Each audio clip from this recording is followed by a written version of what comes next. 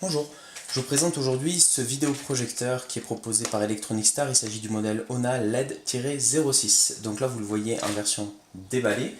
Au niveau des dimensions, on a en longueur 16,5 cm, en largeur 22,5 cm. Alors c'est des dimensions approximatives que je vous donne.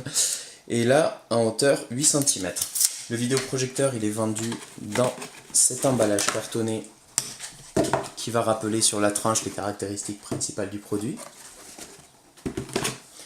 Il est livré avec ce câble audio-vidéo, une notice qui est écrite en allemand et en anglais, des petites lingettes nettoyantes pour l'optique, un câble VGA si l'on envisage de le raccorder à l'entrée VGA, une télécommande au design un peu rétro. Elle n'a pas d'éclairage et à l'arrière il faut insérer deux piles AAA qui ne sont pas fournies. On a enfin un bloc d'alimentation pour pouvoir le brancher sur le secteur. Le vidéoprojecteur il possède sur cette tranche donc toutes les entrées nécessaires à la connexion de périphériques externes, donc une entrée HDMI, une entrée YPBPR, une entrée audio-vidéo, deux entrées audio, donc gauche et droite, et enfin une sortie audio qui est une fiche jack 3.5. Là on a la petite fiche femelle qui sert à l'alimentation, l'optique est située sur la partie frontale. De l'autre côté on a la prise VGA et on voit marqué TV, TV, SD et USB. Et en fait elles sont masquées ces entrées par des caches en caoutchouc. J'ai essayé de les retirer, en fait il n'y a rien du tout derrière. Tout simplement parce que ce modèle de vidéoprojecteur là ne propose pas ces connectiques. Elles sont en option et si on veut en disposer il faut partir sur le modèle supérieur. Là ce qu'on voit c'est le ventilateur. Sur le dessus on a le bouton marche arrêt. Et ce vidéoprojecteur a un flux lumineux de 1300 lumens. Sa résolution native est de 800 par 600 avec un support de 1024 par 768 par upscaling. Donc on est très loin des résolutions de type Full HD à 1080 pixels.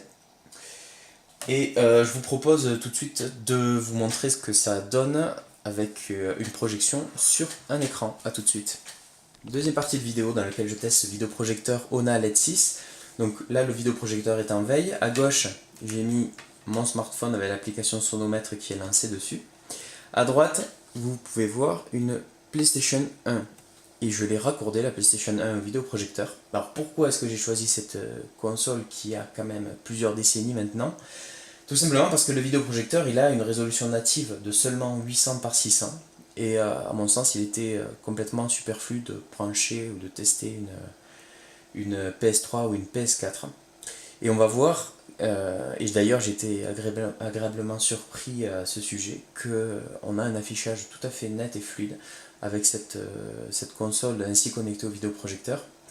Ce qui fait de ce vidéoprojecteur un outil très utile pour les rétro gamers. On va tout de suite voir ce que ça donne. Donc là j'allume la console, le vidéoprojecteur je le passe en marche, on va ensemble voir l'intensité sonore relevée par le sonomètre.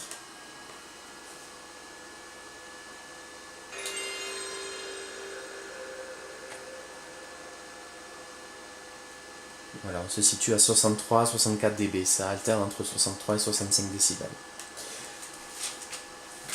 Au niveau du contrôle du volume du vidéoprojecteur, en fait ça se fait avec ces deux boutons là, droite et gauche. Pour les besoins de la vidéo, je l'ai réglé sur 100%. Et vous allez voir que malgré cela, le son n'est pas fort, tout simplement parce que les enceintes elles sont pas puissantes. Elles font 2 fois 1,5 watts. Je vous montre un peu le rendu qu'on a sur l'écran de projection. Alors le jeu, c'est Wipeout, un jeu qui est sorti en 1995.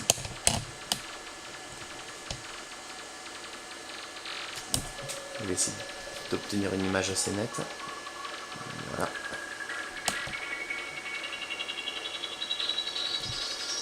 Et le son que vous entendez, c'est celui du vidéoprojecteur avec les haut-parleurs qui sont à plein volume. Donc on peut se rendre compte que le ventilateur a tendance à masquer le son.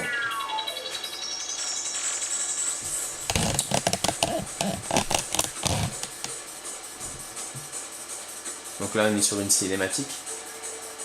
Ça permet aussi de se rendre compte un peu ce qu'on a rendu vidéo, hein, puisque les cinématiques de l'époque étaient assimilées à quelque part à de la vidéo. Hein. C'était pas des images in-game, enfin, c'était pas des passages in-game. Donc j'appuie sur Start. Et le jeu va se charger progressivement. Je vais peut-être décaler un petit peu le vidéoprojecteur sur la gauche. Voilà, histoire qu'on ait une image complète. Voilà. Alors le ventilateur du vidéoprojecteur là, il est un petit peu plus bruyant qu'au moment où je l'ai allumé. Ça peut arriver que les ventilateurs se mettent à tourner plus rapidement et on a du coup une intensité sonore qui est plus élevée. Et le point négatif dans tout ça, c'est que ça va avoir la fâcheuse tendance à couvrir le son lorsqu'on regarde un film ou lorsqu'on joue. Voilà. Pour l'instant, vous pouvez voir sur la vidéo une image qui correspond à, donc, je rappelle, au jeu Wipeout sur PS1. On a quand même un affichage qui est plutôt net. L'interface, bon là le jeu commence, j'en parlerai après l'interface.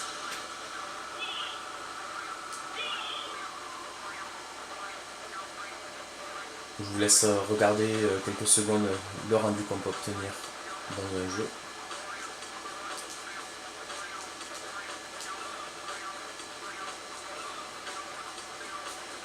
Donc on se rend compte qu'on a un affichage plutôt fluide.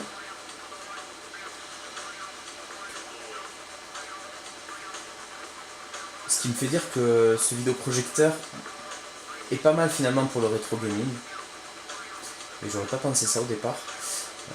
Je trouvais justement que par rapport à des modèles concurrents que j'ai pu tester précédemment, il se situait quand même dans le bas du panier. Et puis avec une utilisation avec des consoles d'ancienne génération, PS1, Saturn, etc., eh bien, on peut lui trouver une fonctionnalité plutôt intéressante. Voilà. Alors là, le son, on entend une musique qui est relativement faiblarde. Encore une fois, hein, si on veut un bon rendu sonore, eh bien, on ne va pas avoir d'autre choix que de raccorder un kit audio à l'aide de la fiche femelle jack stéréo 3.5 qui est présente sur la façade de la coque du vidéoprojecteur. Voilà, voilà. Alors, bon, je peux mettre en pause. Au niveau des fonctionnalités sur la télécommande, on a un bouton menu. Avec ce bouton menu, on va pouvoir accéder à différents paramètres de réglage, donc concernant l'image, concernant le son, la programmation du vidéoprojecteur. Et enfin, on peut changer l'interface utilisateur dans différentes langues, là vous voyez en français, avec quelques erreurs de frappe. Malheureusement, ça ne propose pas de mise à jour firmware.